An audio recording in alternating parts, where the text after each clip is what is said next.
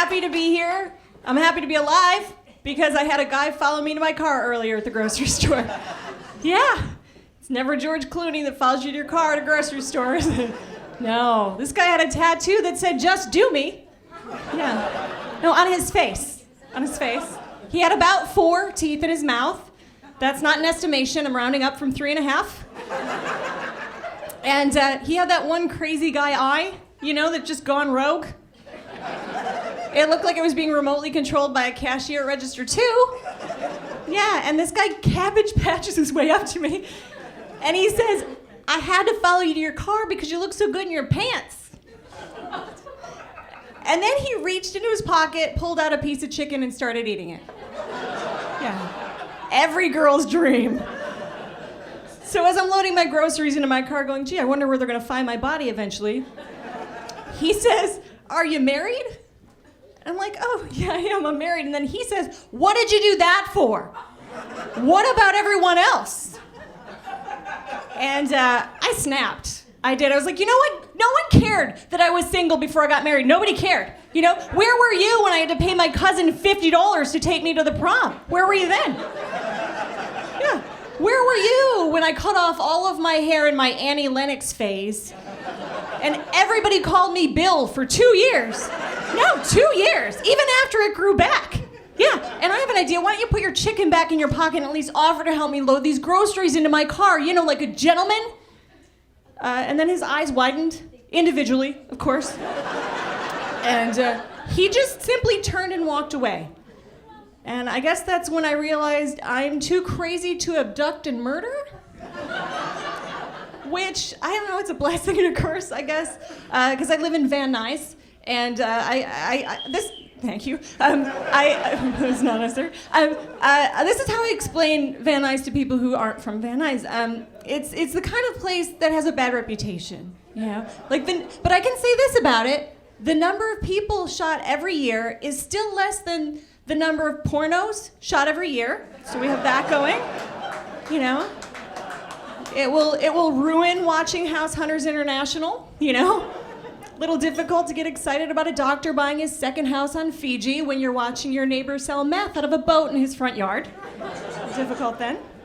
Yeah, this is how bad Van Nuys is. We get double the number of people selling religion on our doorstep, you know? Like double at dinner. It's every day during dinner. I'm going to get a sign for my front door that says, "You need to get off of my porch or you're going to Jehovah's Witness me kicking your ass." That's going to happen. I know for a fact Jesus does not want them knocking at my door during dinner. I know that for a fact because of the painting of the Last Supper.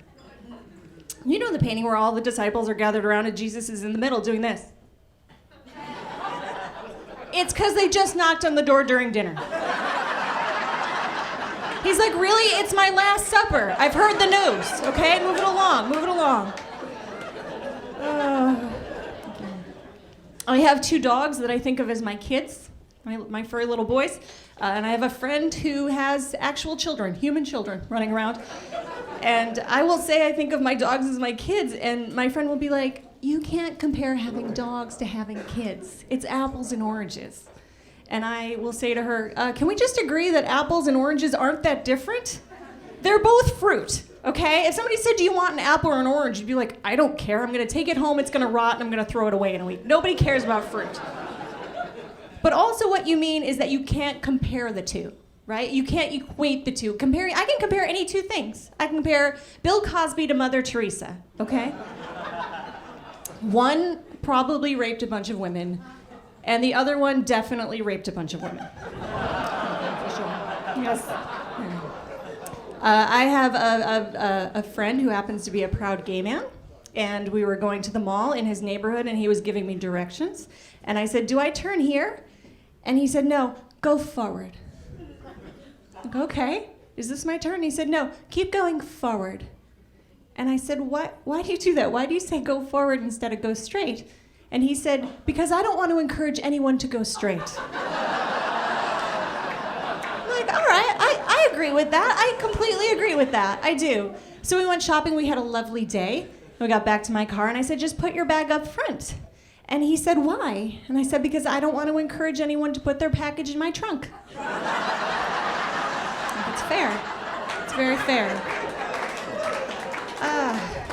I am lucky enough to do this professionally. I travel a lot, and my husband and I sort of use it as an opportunity to watch the shows that the other person wouldn't want to watch, you know? Like if I'm on the road, like the other night in a hotel, I watched the Beyonce documentary on HBO Go, and it was awful. You guys, it's terrible. She spends the whole first hour complaining her dad pushed her too hard to sing and dance. What? Like, my dad pushed me hard, but it was to deliver penny savers. Yeah. No, year-round in Buffalo, New York for my entire childhood.